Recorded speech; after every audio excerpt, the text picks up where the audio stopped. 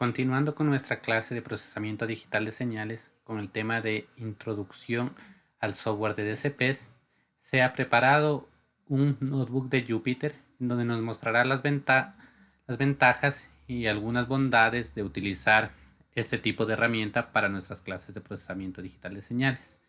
Luego de haber realizado la creación de nuestro entorno virtual a través de Anaconda, nosotros tenemos un notebook en el cual, como ustedes observan, podemos ingresar desde imágenes, texto y podemos ir haciendo una presentación interactiva a la vez que vamos a ir programando nuestro código.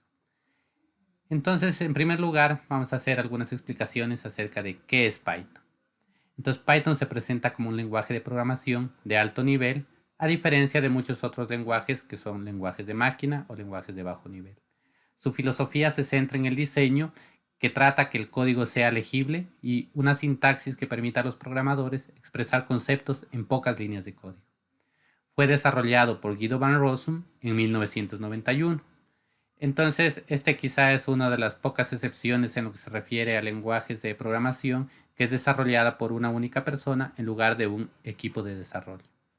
Algunas características de Python es un lenguaje de propósito general, es decir, que no nos sirve para una tarea en específico, como por ejemplo para programación de páginas web, sino que nos puede servir para programación de páginas web, nos puede servir para desarrollar aplicaciones de Windows, para desarrollar plataformas de interacción humano-máquina, entre muchas otras aplicaciones. Por eso hablamos que su propósito es general, no se centra en una tarea específica. Es multiparadigma, es decir, si bien Python es un lenguaje orientado a objetos, puede servir para otro tipo de paradigmas, es decir, un paradigma basado en funciones, un paradigma basado en clases, basado en elementos y no necesariamente basado en objetos. Además, Python es un lenguaje interpretado, es decir, el lenguaje de Python no se traduce directamente a un lenguaje de máquina, sino que es interpretado por un compilador que es el encargado de luego enviar las instrucciones que son entendidas por un computador. Además tenemos que es multiplataforma. Multiplataforma se refiere a que funciona bajo sistemas operativos Windows, sistema operativo Linux, sistemas operativos Mac, sin necesidad de que se vuelva a desarrollar el programa en estas diferentes plataformas. Es de tipado dinámico, es decir, que nos permite a nosotros interactuar a través de las múltiples líneas de código que nosotros vayamos programando. Y como lo habíamos dicho en la primera característica, es orientado a objetos. ¿Por qué nosotros aprender Python? Si bien Python es uno de los lenguajes que se encuentran hoy en día entre los más populares para lo que es la ciencia de datos, nosotros lo vamos a utilizar en el procesamiento digital de señales porque es abrir una ventana a las muchas posibilidades que nos presenta este lenguaje de programación. Hoy en día se encuentra como el lenguaje más usado o que mayor porcentaje de búsquedas tiene en los ya sea en Google o en páginas especializadas como Stack Overflow. Se encuentra por sobre el resto de lenguajes y ha tenido un crecimiento acelerado en los últimos años. Entonces, por ello, es importante aprender este tipo de lenguajes y sobre todo es un software libre. ¿En qué podemos usar Python? Dentro de las muchas aplicaciones que nosotros podemos encontrar para Python, tenemos el desarrollo web, para lo cual disponemos de frameworks como Django. Tenemos para web scraping, en donde existen proyectos completos desarrollados, como podríamos revisar a través de scrappy.org. Tenemos para análisis de datos, en lo que se refiere a través de librerías como pueden ser Pandas, NumPy, Matplotlib y Seaborn para visualización. En la parte de visión por computador, tenemos una de las librerías más famosas y características dentro de la parte de Computer Vision, como es OpenCV. Luego, en IoT, nosotros tenemos que Python puede interactuar a través de uno de los elementos que se utilizan para la parte del Internet de las cosas, que es una Raspberry Pi. Entonces, Python nos permite programar ese tipo de dispositivos. Y en la parte de Machine Learning, que es quizá a lo que se lo liga hoy en día a este lenguaje de programación con mayor frecuencia, es librerías como Scikit-Learn, NLTK, TensorFlow y Keras. Bien. luego de que hemos hecho una pequeña revisión sobre algunas características de Python, vamos a empezar a utilizar nuestro entorno y a lo que nos corresponde a programar. Si bien les decía que una de las características de los notebooks de Python es que nos permitía interactuar ya sea con figuras, con imágenes, a través de cada una de sus celdas. Por ejemplo, en este caso voy a hacer doble clic sobre esta celda y tenemos lo que corresponde a el encabezado que se presentaba. Entonces tenemos que se ha cargado una imagen, se ha cargado un título centrado, algunos títulos centrados, y luego, en este caso, el comando directo para ejecutar cada una de las celdas es a través de Shift Enter. Entonces, si ejecuto, se carga la celda con esta presentación. Lo mismo para las celdas en donde observábamos las presentaciones de qué es Python. Si le hago doble clic, se encuentra el código necesario para poder nosotros visualizar la presentación. Nuevamente lo ejecuto a través de Shift Enter y eso es lo que ocurre en la parte interna de cada una de las celdas. Ahora, esto es cuando nosotros quisiéramos hacer alguna presentación, pero lo que en realidad nos interesa es la parte de programación. Entonces, ahora vamos a programar dentro de los cuadernos de Jupyter a través del lenguaje de programación Python. Entonces tenemos una primera línea. En esta primera línea estamos utilizando una función que se llama print. Esta función print en realidad nos permite a nosotros presentar un mensaje o presentar o visualizar el contenido de alguna variable. Bueno, esta la veremos con detalle más adelante. Entonces, esta primera línea nos permite observar la facilidad con que nosotros podemos ejecutar nuestro primer código dentro de Python. En este caso estamos utilizando una celda. Nosotros ponemos la función print dentro de la misma, entre comillas, para indicar que es una cadena de texto. Escribimos un mensaje que es hola DCP con Python. Si yo quiero observar el resultado de esta línea de comando, nuevamente ejecuto la celda a través del acceso rápido Shift Enter y tenemos el mensaje hola DCP con Python. También es muy importante la parte de comentarios dentro de nuestros programas. Los comentarios nos van a permitir a nosotros documentar nuestro código, es decir, hacerlo comprensible para cualquier otra persona. Siempre que ustedes cumplan una tarea dentro de lo que es sus notebooks, tienen que hacerlos correctamente comentados. Y en este lenguaje, un comentario se va a hacer a través del operador numeral, o también conocido como almohadilla, aunque también tenemos la oportunidad de nosotros comentar múltiples líneas, y eso lo vamos a hacer a través de un triple comilla doble. Entonces, vamos a ver el siguiente script, el siguiente ejemplo. Nosotros tenemos lo siguiente. Aquí estoy utilizando el almohadilla o el numeral y pongo el siguiente mensaje. Esto es un comentario, no será interpretado como parte del código. Es decir, esto no se va a visualizar cuando yo ejecute esta celda. Luego tengo un mensaje en el cual expongo, es recomendable comentar nuestro código. Luego tenemos algunos comentarios en la línea. Tengo una línea de comando que dice print. Al comentar una línea, la misma no se ejecutará, la tengo comentada. Y aquí tenemos múltiples líneas comentadas utilizando las comillas. Para ello, he puesto un mensaje que dice, los 3 pares de comillas son muy útiles para el comentario que ocupa múltiples líneas. Y al final, otro mensaje que sí deseo que se presente, el cual dice, aprendamos de CPs. Si lo ejecutamos, entonces tenemos que únicamente aquello que no está con el símbolo de numeral sea impreso. Tenemos el mensaje, es recomendable comentar nuestro código, y tenemos el mensaje, aprendamos de. También es importante conocer que Python nos permite trabajar con algunos tipos de datos. Dentro de los datos numéricos, nosotros tenemos los datos tipo int para enteros, y los datos tipo float para aquellos números reales o decimales o punto flotante. Entonces tenemos aquí el ejemplo de una sentencia. Es decir, estamos utilizando múltiples tipos de datos. Observamos aquí el 5 como entero. Observamos el 3.4 que sería un float. Y tenemos algunas operaciones entre ellos. Aquí un producto entre un entero y un float. Luego una diferencia, tenemos una división. Vamos a ejecutar esta línea para observar el resultado. Si ejecutamos la línea, vamos a ver que el resultado es un número flotante. porque nosotros estamos trabajando con algunos números flotantes. Y siempre que operemos entre números enteros y flotantes, el resultado va a ser un número flotante. Aquí tenemos otro ejemplo en donde estamos dividiendo 4 para el resultado de 3 menos 3. Es decir, si nosotros analizamos, tendríamos una división de 4 para 0. Vamos a ver qué ocurre. Ejecutamos la línea de comando y tenemos nuestro primer error.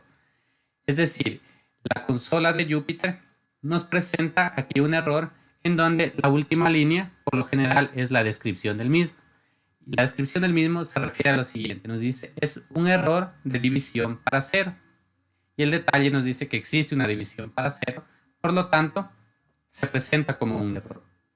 Más adelante veremos de qué forma podemos gestionar ese tipo de errores.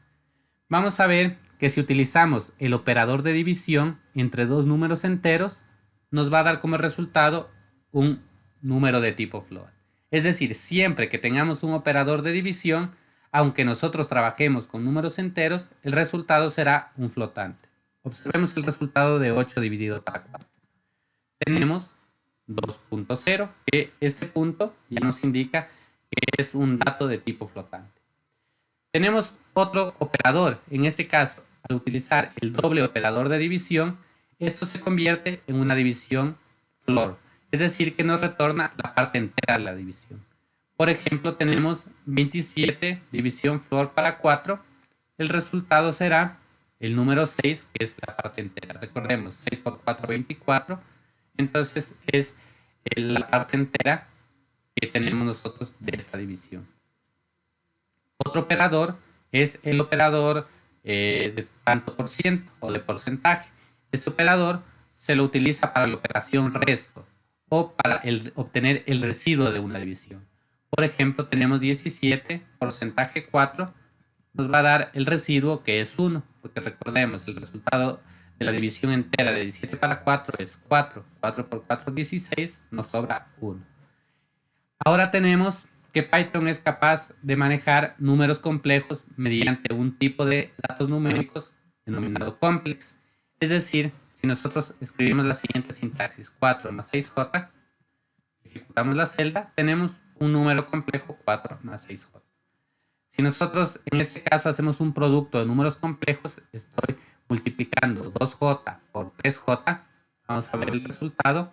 Es también un número complejo que tiene una parte entera de menos 6 o una parte real de menos 6 y una parte imaginaria de 0. El operador de potencia nos permite a nosotros manejar todas estas operaciones dentro de Python a través del doble asterisco. Es decir, si yo tengo una operación de 3 al cuadrado, entonces lo hacemos 3 doble asterisco al cuadrado. Observemos el resultado, será 9. También podemos trabajar con números complejos, es decir, 2.0j elevado al cuadrado, tenemos el resultado que será un número complejo, menos 4 la parte real y 0 la parte imaginaria. Además, Python trabaja con un sinnúmero de librerías que en el transcurso de esta asignatura nosotros vamos a ir aprendiendo. Sin embargo, existen algunas que vienen integradas por defecto. A estas librerías las conocemos como built-in functions. Entonces, vamos a ver la primera de ellas, es la valor absoluto, que se denomina ABS. Para nosotros trabajar con esta función necesita un argumento, el argumento del cual queremos extraer el valor absoluto.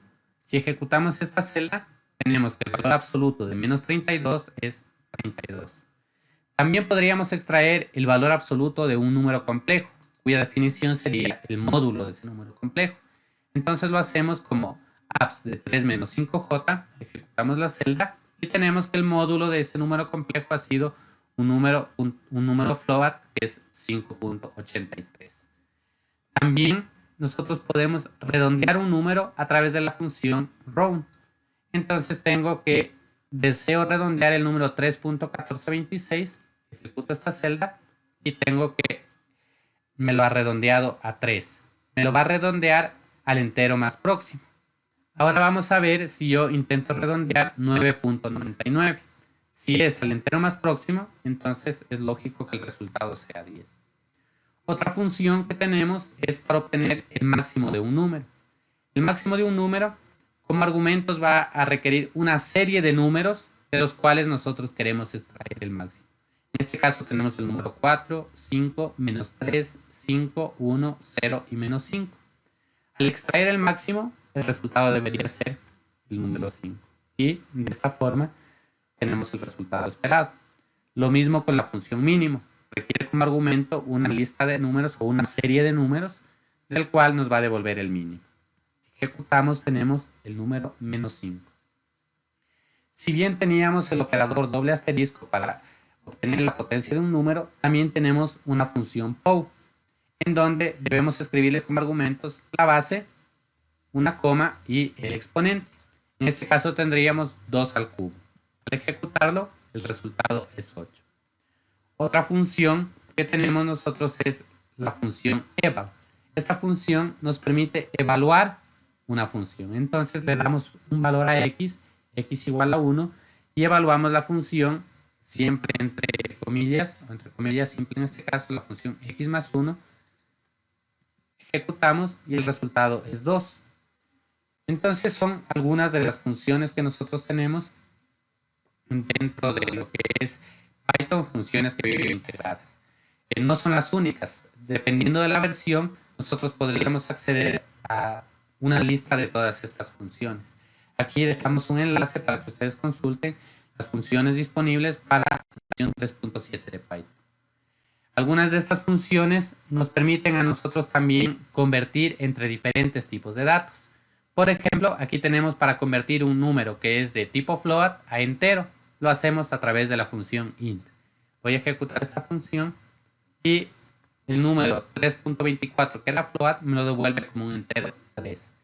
Podemos hacer el caso contrario. Si tenemos un número entero y queremos convertirlo a float, observemos el resultado. El número era 4 entero y me lo convierte en 4.0, que es float. Podemos convertir un float a complejo. Este es el caso de 4.3 convertido a complejo, lo convierte 4.3 en parte real y 0 en la parte imaginaria. También podemos convertir un número entero a complejo. Si ejecutamos la línea, tenemos 5 entero en la parte real y 0 en la parte imaginaria. Eso es lo que se refiere a los tipos de datos dentro de Python. En esta parte vamos a hablar acerca de las variables. Una variable es en donde se guarda y luego posteriormente se recupera datos que se utilizan en un programa. Cuando nosotros escribimos cualquier programa, cualquier código, las variables se van a utilizar para guardar datos y estados, para asignar valores de una variable a otra, para representar valores dentro de una expresión matemática y para mostrar valores por pantalla. Todas las variables deben ser de un tipo de dato, ya sea un dato tipo primitivo como un número o texto, o datos abstractos como puede ser un objeto que se ha creado. En Python, al igual que en muchos lenguajes de programación, el operador de asignación va a ser el símbolo igual, es decir, el operador mediante el cual nosotros le vamos a dar un valor a una variable. Tenemos aquí un caso. Estamos diciendo que la variable x va a tomar el valor de 3.42. Ejecuto esta celda, no ha ocurrido nada porque en esa instancia se está asignando el valor a la variable. He creado una nueva celda en donde me debería presentar el valor de la variable al ejecutarla. Ejecutamos y tenemos 3.42. Entonces, Python también nos da la facilidad de hacer asignaciones múltiples en una línea. Es decir, tengo aquí 3 variables separadas por una coma y le voy a asignar el valor 2, 3 y 4 respectivamente a las letras A, B y C. Entonces, ejecutemos esta línea. Nuevamente no nos presenta ningún resultado, pero voy a realizar una operación con el contenido de esas variables. Esa operación es una suma. Estoy sumando 2 más 3 más 4, cuyo resultado debería ser 9. Entonces tenemos el resultado esperado. Algo que hay que tomar en cuenta es que una variable debe estar previamente definida para poder ser invocada, o si no, ocurrirá lo siguiente. Aquí tengo que voy a invocar una variable k, de las cuales en todo mi notebook no ha sido definida. Al ejecutarla tenemos nuestro segundo error. Un error que, si nosotros observamos aquí, es un error de tipo nombre. El error me dice que el nombre K no se encuentra definido. Entonces nosotros podemos observar que siempre una variable tiene que estar previamente definida para poder ser utilizada en nuestro código. Al igual que en todos los lenguajes de programación, existen reglas para nombrar variables. Entonces nosotros tenemos estas reglas que se deben respetar aquí en Python. La primera regla es que los nombres solo pueden contener letras, números y barras bajas. Solo barras bajas, ya que los guiones crearán un error de sintaxis. El nombre de una variable puede empezar con una barra baja. También nosotros debemos considerar que no se podrá nombrar una variable empezando con un número y mucho menos añadir espacios entre ellas. Python tiene una característica que es case sensitive, es decir, distingue entre mayúsculas y minúsculas, por lo que va a ser diferente si nosotros a una variable la llamamos nombre, todos con minúsculas, y otras nombre, la primera con mayúscula, o también si utilizamos diferentes letras entre mayúsculas y minúsculas. Eso Python lo va a tomar como variables diferentes. Además, es importante decir que es mejor que los nombres de las variables sean descriptivos. Esto es una recomendación, es decir, si mi variable va a almacenar nombres, la llamaré nombres. Si va a almacenar apellidos, la denominaremos apellidos. En cuanto sea posible, siempre el nombre debe ser descriptivo. Cuando se vaya a escribir un nombre de variable formado por varias palabras, por ejemplo, si nosotros queremos denominar una variable que se denomine variable inicial, entonces se debe hacer separando las dos palabras con una barra baja, o también escribiendo la inicial de la segunda palabra con mayúsculas. Eso depende de cómo nosotros nos acostumbremos a denominar nuestras variables. Además, no se puede utilizar palabras reservadas dentro del lenguaje de programación para denominar a nuestras variables. Palabras, por ejemplo, como if, for, while, abs, max, min, no pueden ser nombres de una variable, ya que Python tiene esas palabras reservadas para funciones y estructuras. Ahora revisaremos algunas de las funciones que más utilizaremos dentro de la asignatura. La primera es la función prime. Esta función nos permite mostrar en consola expresiones o el contenido de una variable. Por ejemplo, tenemos aquí una variable que se ha definido igual a 10 y luego le decimos a través de la función prime que nos presente el contenido de esa variable. Entonces, si nosotros ejecutamos esta línea o esta celda, tenemos el resultado 10. Tenemos aquí que variable va a ser igual a variable más 5. Recordemos, el valor de variable previamente estaba definido como 10. Si le ponemos más 5 y luego imprimimos el resultado de variable, debería darnos un valor de 15. Ejecutamos y tenemos el valor de 15. Entonces, es muy útil la función prime para nosotros ir visualizando los resultados de nuestro programa, de nuestro código. Además, podemos utilizar el método string.format o el método format para datos de tipo string. Conjuntamente con prime, nos va a permitir hacer sustituciones de variables y formatear valores. Tenemos aquí un primer ejemplo. Dice, la asignatura actual es, y utilizamos este comodín, que es un par de llaves de apertura y cierre, y luego tenemos el texto que continúa, de señales. Es decir, la asignatura actual es, aquí debería ir algo de señales. Entonces, ¿cómo nosotros completamos lo que está aquí en las llaves? A través del método format. Entonces, luego del string, luego de cerrar las comillas que significan que finalice el string, ponemos .format y el argumento del format será el contenido de estas llaves. Entonces, la asignatura actual es procesamiento digital de señales. Ejecutemos y observamos la asignatura actual es procesamiento digital de señales. Otro ejemplo, tenemos la asignatura de DCP pertenece al ciclo, dos puntos, espacio, y nuevamente utilizamos el comodín de las llaves. Y aquí ponemos el método format y estamos completando con un número entero. En el caso anterior completábamos con un string, en este caso con un número entero. Observemos qué ocurre. Y tenemos que la salida es, la asignatura de DCP pertenece al ciclo 6. Otro ejemplo es que podemos utilizar también variables. Es decir, tenemos el valor de nuestro ejemplo es y tenemos nuevamente el comodín en las llaves. Luego, el método format y como argumento llamamos a una variable que, si recordamos de anteriormente, tenía el valor de 15. Ejecutamos la línea y nos dice el valor de nuestro ejemplo es 15. Entonces, estas son algunas opciones que nosotros tenemos para presentar valores a través de la función prime.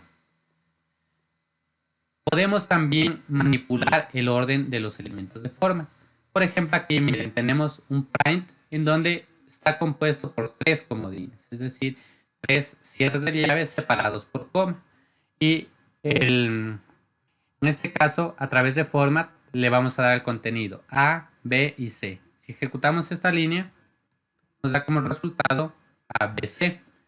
Pero ahora, nosotros dentro de las llaves podemos indicarle el orden de los strings que están dentro de format. Entonces le digo, en primer lugar quiero que sea el 2, luego el 0 y luego el 1. Aquí es importante considerar que Python es un lenguaje de programación indexero, es decir, empieza a contar los elementos desde 0, 1 y 2. Es decir, el primer elemento será el elemento 0, el segundo el elemento 1 y el tercero el elemento 2. Si ejecuto esta línea, tenemos el elemento 2, la letra C, el elemento 0, la letra A, y el elemento 1, la letra B. Podemos trabajar con diferentes tipos de variables, por ejemplo, no solo indicando el orden, sino indicando el contenido de una variable. Por ejemplo, aquí el string es el comodín, ponemos dentro una variable color, tenemos luego el comodín dentro una variable n, el comodín una variable x. Y a través de format indicamos que n va a ser igual a 12, x igual a 2.5 y color a un string red. Si ejecutamos, me presenta en primer lugar el color red, en segundo n que es el número entero, luego x que es el número flotante. Entonces, esta es forma que nosotros tenemos de manipular a través de la función string los datos que queremos presentar. Cuando se trata de números float, nosotros también podemos precisar la cantidad de dígitos a imprimir mediante la siguiente sintaxis. Necesitaríamos un porcentaje, luego el tamaño total, es decir, cuántos dígitos queremos presentar, un punto, el número de decimales y al final la letra F. Observemos el siguiente ejemplo. Tenemos el print y luego como un string presentamos el porcentaje. Aquí no le estoy dando el número total. Observemos, luego del porcentaje no le estoy dando el número total, puedo prescindir de él. Indico el punto y luego del punto la cantidad de decimales. Y finalmente la letra F. Luego de que termine el string, utilizamos el símbolo de porcentaje para indicar el número. Y le estoy indicando este número 3246.235236 y algo más. Si lo ejecuto, como lo estaba formateando, le estaba diciendo que me indique solo 5 decimales. Y observamos que me presenta 5 decimales. Entonces, esa es una característica para trabajar con números decimales. Veamos el siguiente ejemplo. Aquí sí le estamos indicando el tamaño total. Estoy diciendo que me complete con ceros y me presente 20 dígitos, de los cuales sean 5 decimales de este número. Entonces, observemos y tenemos un número compuesto por 20 dígitos, completado por ceros en la parte izquierda del número y me está presentando únicamente 5 decimales.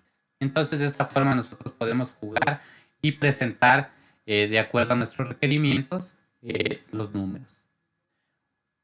Aparte de los datos de tipo numérico que acabamos de revisar, tenemos datos de tipo booleano. Estos datos de tipo booleano nos dan la posibilidad de manejarnos con operaciones de álgebra booleana. Entonces, estos se escriben con la siguiente sintaxis: true y false. True con la primera letra mayúscula y false también con su primera letra mayúscula. Recordemos que Python distingue entre mayúsculas y minúsculas tanto para las variables como para sus funciones. Entonces aquí estoy utilizando una operación lógica OR. En la primera línea tenemos print, true, or, false. En la segunda línea estamos utilizando una operación lógica AND, true and false. En la tercera línea tenemos la operación AND entre false and false. Y tenemos una operación lógica de negador, not true y not false. Observemos los resultados de cada una de estas operaciones. Entonces tenemos el true or false es true, el true and false es false, el false and false es false, el not true es false y el not false es true. Entonces son algunas operaciones que nosotros podemos trabajar con datos de tipo booleano. También tenemos operadores de comparación. Tenemos aquí, recuerden que podemos hacer una asignación múltiple de variables, es decir, A se cargará con un valor de 3, B con un valor de 2 y C con un valor de 3. Y le estoy pidiendo que me imprima que si A es igual a B. Entonces el resultado de esa línea debería ser un valor booleano, verdadero o falso. Entonces ejecutemos. A es igual a B, es falso porque 3 no es igual a 2. Probemos otro caso. Si A es igual a C, es decir, si 3 es igual a 3, debería darnos un resultado verdadero. Entonces tenemos un resultado verdadero. Otros operadores de comparación tenemos menor o igual, tenemos mayor, tenemos diferente de. Observemos los resultados. A es menor o igual que B, es decir, 3 es menor o igual que 2, es falso. A es mayor que B, es decir, tenemos si 3 es mayor que 2, es verdadero. Tenemos que si A es diferente de C, tenemos que A es igual a C en este caso, entonces falso. También podemos combinar estas operaciones. Por ejemplo, tenemos 5 menor que 7, me da un resultado verdadero. Luego tenemos 6 mayor o igual que 9, es un resultado falso. Entonces, luego se haría el AND entre el verdadero y el falso. Y el resultado, un OR entre 3 diferente de 9. Y como el resultado total tenemos que es verdadero. Eso en lo que respecta a los operadores de comparación. Otro tipo de datos que nosotros manejamos son los datos tipo string. Un string se refiere a una cadena de caracteres que se encuentran definidos dentro de Python y con los cuales también nosotros podemos operar. La característica para un string es que van entre comilla doble o comilla simple. Nosotros tenemos, por ejemplo, nombre es igual, he puesto aquí Marcelo. Y voy a ejecutar la celda, ejecuto la siguiente celda para observar el nombre y tenemos el nombre almacenado en la variable.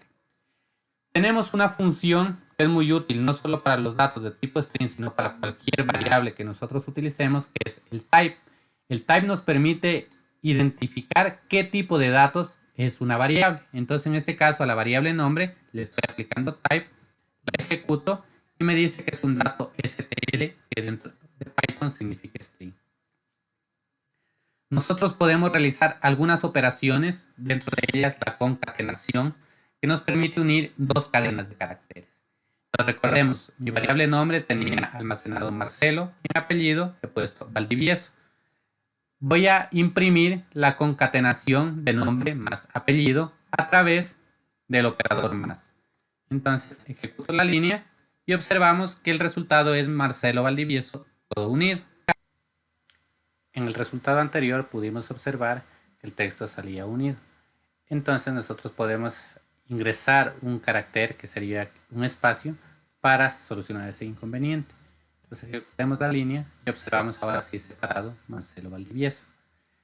También podemos realizar algunas operaciones sobre los strings. En este caso tenemos que estamos multiplicando la variable nombre por el número 4 entero. Si ejecutamos, se reproduce toda la cadena por 4 veces. Ahora, ¿qué ocurre si nosotros multiplicamos la variable apellido por 4.3, que sería un número flotante? Lo ejecutamos y tenemos un error. Nos dice que es un error de tipo. Nos dice que no se puede multiplicar una secuencia por un número no entero o por un flotante. Ahora nosotros podemos realizar operaciones de conversión de números a cadenas mediante la función str. Es decir, tenemos aquí un número x igual a 4.3, un número flotante, un tipo de dato flotante, y lo convertimos a través de la función str y allí sí lo podemos sumar o concatenar con la cadena que dice mi número de la suerte es el 4.3. Entonces nosotros podemos concatenar únicamente datos que sean del mismo tipo. Pues para ello era necesario convertir al 4.3 en un string. Además, Python nos presenta la posibilidad de utilizar ciertos caracteres especiales como el salto de línea, que es la barra n, o un tabulador, que es la barra t. Entonces, por ejemplo, aquí tenemos una variable cadena igual a introducción al barra n procesamiento digital de señales. Si imprimimos, el barra n se manifiesta como un entero, como un salto de línea. Por ejemplo, tenemos aquí otra variable que se denomina otra cadena y está definida como esto, un tabulador, es un tabulador, otro, un tabulador, ejemplo. Si nosotros imprimimos, tenemos separado ya no por espacios, sino por tabulaciones. Esto es otro ejemplo. Otra función muy importante es la función imp. Esta nos permite ingresar texto mediante el teclado y almacenarlo en una variable. Entonces tenemos aquí un pequeño programa. Mediante print imprimimos un mensaje que dice bienvenidos al procesamiento digital de señales. Luego otra línea que dice print ingrese una palabra por favor. Luego almacenamos en una variable denominada palabra a través de la función input lo que se ingrese por teclado. Y luego nos presentará un mensaje que diga usted ingresó la palabra concatenado con el contenido de la variable palabra, es decir, lo que nosotros ingresamos por teclado. Y al final, un último mensaje que diga Python y DCP. Si ejecutamos esto, observamos que se presenta un PROM interactivo en donde nosotros podemos ingresar un texto. Entonces voy a poner Python. Le doy Enter y automáticamente se completa el comando que dice usted ingresó la palabra Python y al final Python y DCP. También la función input admite como argumento un string que se puede presentar en pantalla. Por ejemplo, tenemos la variable edad. Nosotros tenemos la función input y como argumento le hemos puesto un mensaje que dice ingrese su edad. Luego nos imprimirá un mensaje que dice usted tendrá, aquí estamos utilizando dos funciones anidadas. A la variable edad que se carga como string, aunque nosotros ingresemos desde teclado como números, la misma se carga como string, la estamos convirtiendo en un número entero, le sumamos 5 y luego la volvemos a convertir a string para concatenar y que nos presente un mensaje que diga usted tendrá X años dentro de 5 años. Entonces probemos esta línea. Ejecutamos, nos dice ingrese su edad, voy a poner 35, le damos enter y nos presenta el mensaje usted tendrá 40 dentro de 5 años. Otra característica del tipo de datos string es la indexación de cadenas. Las cadenas son un tipo de datos que nos van a permitir a nosotros identificar sus elementos en función de un índice. Por ejemplo, tenemos la siguiente cadena, señales. Entonces, la primera letra de la cadena la vamos a almacenar a través de la siguiente estructura.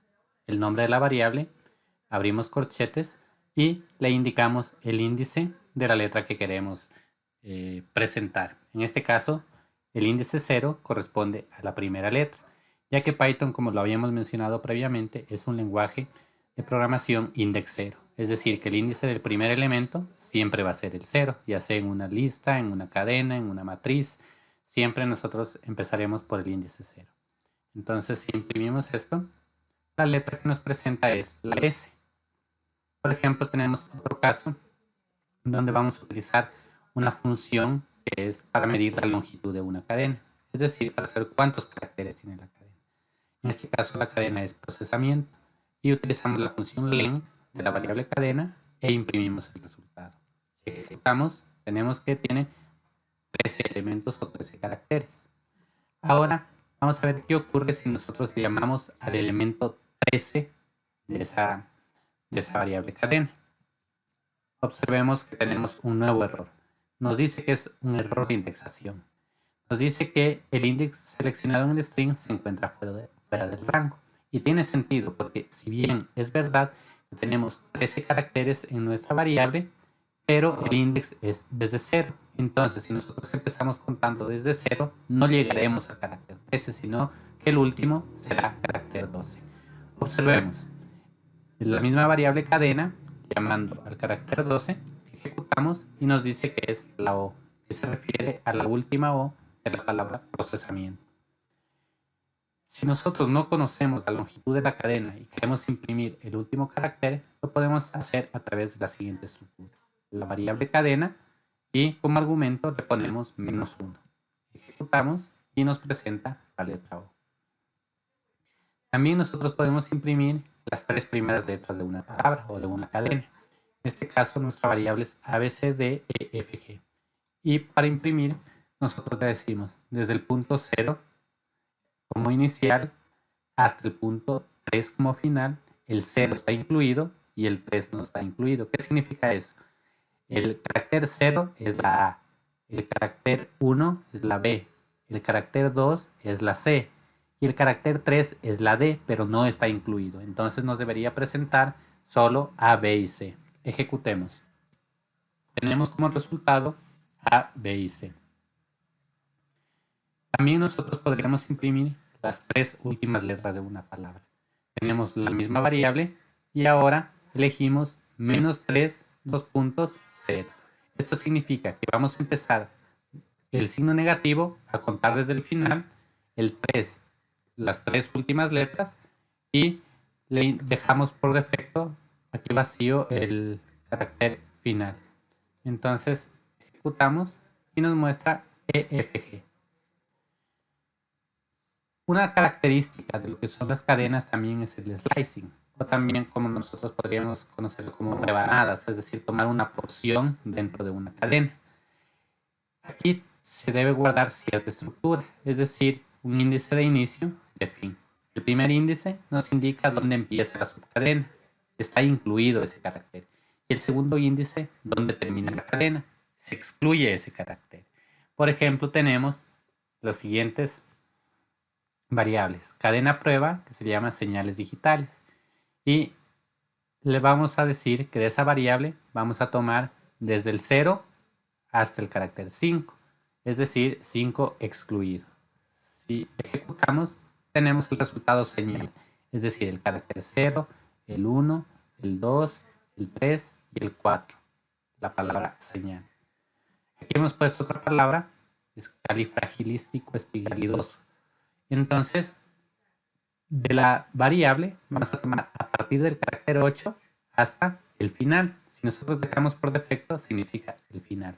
Entonces, ejecutamos y entonces desde el carácter 8 sería 0, 1, 2, 3, 4, 5, 6, 7, 8. El carácter 8 es la I, entonces hasta el final. Ilístico espigalidoso. También podemos tomar la siguiente estructura. Observemos. Estoy diciendo, si no le escribo en el primer carácter, significa que por defecto toma desde el principio hasta el carácter 8 no incluido. Es decir, el carácter 0, 1, 2, 3, 4, 5, 6, 7. Califrag. Ahora, si nosotros queremos escribir la palabra completa a través de estos slides, dejamos por defecto el principio, desde el principio y por defecto hasta el final. Si ejecutamos, tenemos califragilístico espigalidoso. Ahora, nosotros podemos concatenar un slice y otro slice para formar una palabra. Desde la misma variable decimos desde el principio hasta el carácter 6, más desde el carácter 6 hasta el final. Y ejecutamos y tenemos la palabra completa. Una característica a tomar en cuenta y muy importante es que las cadenas son inmutables. Esto significa que no se pueden alterar.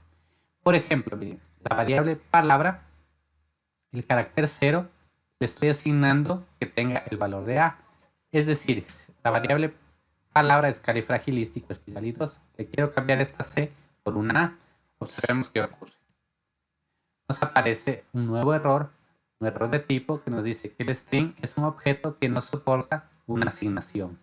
Entonces, recordar esto. Las cadenas son inmutables, pero siempre en la programación tenemos nosotros caminos o tenemos algunos trucos que podemos utilizar para modificar esos comportamientos. Entonces, mediante el uso de la concatenación podemos obtener una cadena nueva. Entonces, ¿qué estamos diciendo nosotros aquí? ¿Qué palabra va a ser igual a K más palabra más un slice. Es decir, estamos tomando desde el carácter 1 hasta el final y lo estamos concatenando con una letra K. Y eso sí es posible. Lo almacenamos en palabra. Observemos. Se presenta, ha cambiado la cadena y ya no es califragilístico con K, con C, perdón, sino con K. Entonces, eso es una de las características que nosotros tenemos en las cadenas. Ahora, si ustedes recuerdan, cuando utilizábamos la función print, existía un método que era el método forma. Ahora, para todos los que son string, existen una serie de métodos que igual nosotros podemos revisar en la documentación de Python. El primer método es capitalize, cuya característica es que nos devuelve una copia de la cadena con el primer carácter en mayúscula. Por ejemplo, aquí tenemos la cadena palabra igual a Marcelo y luego a la variable le aplicamos el método capitalize. Si ejecutamos esto, observemos, inicialmente tenía con minúscula y ahora tiene con mayúscula. Otro método es el método center, cuyo argumento es un wide. Devuelve la cadena centrada en una cadena longitud wide y se rellena con espacios. Entonces, aquí en este caso, le pongo la misma variable Marcelo y le digo que tenga un ancho de 14 caracteres. Entonces me lo va a centrar con espacios. Y aquí observamos, miren, tenemos el delimitador del string, que son las comillas simples, y me lo ha completado con espacios. Tenemos otro método, el método count. Este método count devuelve cuántas veces aparece una subcadena que se denomina como sub. En este caso, los argumentos opcionales son start y end. Entonces, miren, he puesto la cadena Marcelo y el procesamiento de señales elementales. Y le he puesto que me cuente cuántas veces aparece él. Entonces, a través de palabra.count y entre comillas, porque es un string, este argumento, él. Si ejecutamos, tenemos que 3 veces aparece él en esta cadena. Observemos, él en Marcelo, él aquí el artículo, y tenemos él en elementales, 3 veces. Tenemos otro método que es ends with, que significa que finaliza con. Entonces nosotros podemos preguntar o comprobar si una cadena finaliza con algún argumento. Entonces en este caso la cadena es Marcelo y le estamos diciendo que si esa variable finaliza con lo, debería devolvernos un valor booleano true. Ejecutamos y tenemos true. Le voy a cambiar, modificar, le voy a poner los, es decir, si Marcelo termina con los. Ejecutamos y el valor que retorna es falso. Otro método es el método expandtabs, que devuelve una copia de la cadena con todos los tabuladores expandidos a espacios y si no se indica el paso de tabulación, se asume 8. ¿Qué significa eso? Que en el caso que nosotros tengamos un tabulador, lo va a convertir en espacios. Entonces, observemos, aquí tenemos Marcelo, tabulación y el procesamiento digital de señales. Ejecutamos y ahora estos son espacios.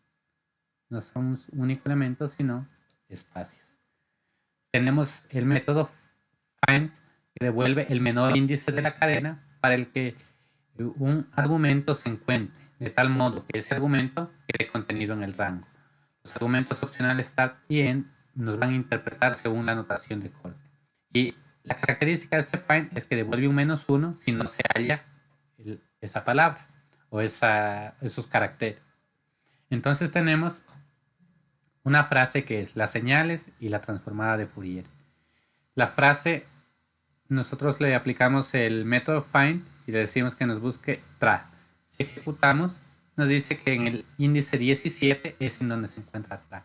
Podemos contarlo 1, 2, 3, 4, 5, 6, 7, 8, 9, 10, 11, 12, 13, 14, 15, 16. A partir del 16 está el método tra. Perdón, el del 17, sí, faltaba el espacio. Está la palabra tra. Tenemos el método index. Este método index es idéntico que el find, con la diferencia de que no nos devuelve un -1 si no encuentra este subtexto, sino que nos va a devolver un error. Observemos aquí, He cambiado el tra por un tre y ejecuto y me aparece un error. Si nosotros cambiamos eso en la función anterior, le ponemos un tre, devuelve un -1. El index no interpreta correctamente ese error y nos da un error de valor que dice que el substring no se encuentra. Otra función u otro método es el isAllNum, que significa que nos va a devolver un valor verdadero si todos los caracteres de la cadena son alfanuméricos y hay al menos un carácter. En caso contrario, devuelve falso. Entonces tenemos esta cadena, dice las señales 1, 2 y 3. Entonces, si ejecutamos, es verdadero. Vamos a ver qué ocurre si ponemos el carácter ñ. Ejecutamos, lo reconoce también como verdadero. Pero ¿qué ocurre si pongo un espacio? Devuelve falso, porque el espacio no es un carácter alfanumérico. El isAlpha nos devuelve verdadero si todos los caracteres de la cadena son alfabéticos. Entonces, nuevamente, nosotros ejecutamos, nos devuelve como true. Nosotros podemos poner como true. En el momento que ingresamos un número, por ejemplo, es falso, porque este método nos devuelve verdadero solo si son caracteres alfabéticos. Tenemos lo mismo para los números a través de la función isDigit. Devuelve verdadero si todos los caracteres son dígitos. Entonces, observemos, es un true. Tenemos aquí, si le ponemos una letra, será un false. Tenemos otro método, el método isLower, que devuelve verdadero si todos los caracteres alfabéticos de la cadena están en minúsculas. Por ejemplo, en este caso están en minúsculas, es verdadero. Si ponemos aquí una mayúscula, es falso. Tenemos el isSpace, que devuelve verdadero si todos los caracteres de la cadena son espacios en blanco. Observemos. Tenemos una cadena con solo espacios, nos devuelve verdadero.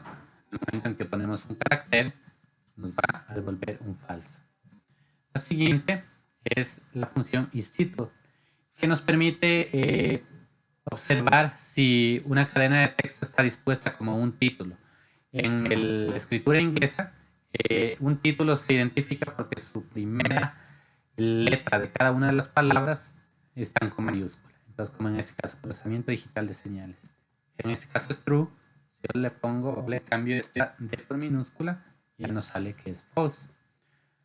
Otro método, el isUpper, devuelve verdadero si todos los caracteres alfabéticos de la cadena están en mayúscula. Entonces tenemos este caso, nos debe devolver un verdadero.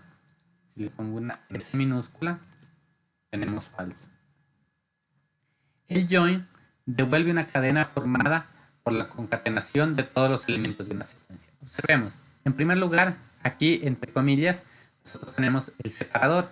Significa que podría separar con guión, podría ponerle coma, espacio. Y dentro del argumento join, nosotros tenemos entre corchetes una cadena de strings o una secuencia de strings. Tenemos el string esto, el string es, el string una y el string secuencia. Al momento de ejecutarlo, tenemos que nos devuelve como un único string concatenado con este separador. Tenemos la función lower, que nos devuelve una copia de la cadena convertida en minúsculas. Es decir, aquí tenemos, por ejemplo, una frase toda en mayúsculas. Escribir en mayúsculas es de mala educación. Ejecutamos el lower y la convertida automáticamente a minúsculas. Tenemos el script, que devuelve una copia de la cadena con el espacio inicial eliminado. Entonces aquí tenemos nosotros, al principio de esta frase hay algunos espacios. Al ejecutar el script, nos los elimina automáticamente. Otra función u otro método es el replace, que nos va a devolver una copia de la cadena en donde vamos a reemplazar una parte de la cadena. Entonces, ¿cuáles son los argumentos? En este caso, el primer argumento, una palabra que va a ser reemplazada, y en el segundo argumento, con qué la vamos a reemplazar. Entonces aquí tenemos una serie de palabras. Tenemos la objetivo, la filtrado, la muestreo, la ejemplo. Entonces todos los quiero cambiar con él. Ejecutamos. Tenemos el objetivo, el filtrado, el muestreo, el ejemplo. Tenemos rfind, que devuelve el índice máximo de la cadena para que se encuentre una subcadena sub. Entonces tenemos aquí nuevamente una frase y le hemos dicho que nos busque la palabra la. Ejecutamos Y me dice que el índice 39, que sería este último, es en donde se encuentra la coincidencia. Tenemos el index, que es igual que el anterior, pero en este caso, si no encuentra la coincidencia, nos va a devolver un error. Tenemos, a ver, por ejemplo, le voy a poner aquí las, me parece que no se encuentra, y nos devuelve un error, que nos dice substring no se ha encontrado. Tenemos el strip, que devuelve una copia de la cadena con espacios al final suprimidos. Antes teníamos espacios al principio, ahora tenemos espacios al final. Ejecutamos y ha eliminado todos esos espacios adicionales. Tenemos el split, que devuelve una lista de palabras de la cadena usando sep como delimitador de palabras. Por ejemplo, tenemos una frase que necesitamos separar cada palabra de esta frase. Lo hacemos a través de split, ejecutamos y nos ha creado una lista en donde se encuentran cada palabra por separado. Tenemos el start with, que nos devuelve verdadero si la cadena comienza por un prefijo. Por ejemplo, aquí la frase es la importancia del procesamiento digital de señales. Y preguntamos, o es una especie de pregunta de si empieza con la, ejecutamos y es verdadero. Si le ponemos, por ejemplo, si empieza con la minúscula, es falso. Tenemos strip, que devuelve una copia de la cadena con el espacio inicial y final suprimidos. Observemos, tenemos espacios al principio, espacios al final, ejecutamos y los ha eliminado. Tenemos el swap case, que nos devuelve una copia de la cadena con las mayúsculas pasadas a minúsculas y viceversa. Entonces aquí observemos algunas letras están en minúsculas, otras en mayúsculas. Al ejecutar este método, lo cambia. La función title, que devuelve una versión en formato título, es decir, en formato título inglés. Observemos aquí tenemos una palabra con minúscula, una todas mayúsculas y otras dos en minúsculas. Al ejecutar title, lo presenta con el formato de solo su primera letra en mayúscula. Y finalmente, el método upper, que nos devuelve una copia de la cadena en mayúsculas. Entonces tenemos la palabra señales en minúscula, ejecutamos y nos presenta en mayúscula. Y eso es todo lo que se refiere a esta clase de introducción al manejo de Python. A partir de esto ustedes tienen que practicar, probar todo lo que se ha hecho en el notebook y revisar el material que se subirá en el entorno virtual. Gracias.